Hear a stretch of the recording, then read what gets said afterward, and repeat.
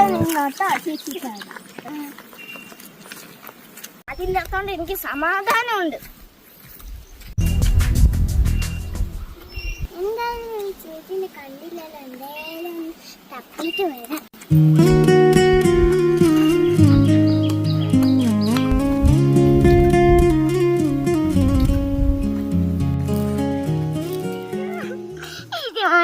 ചേച്ചിനെ കണ്ടില്ലല്ലോ, ഈ സ്ഥലം എനിക്ക് അറിയൂല.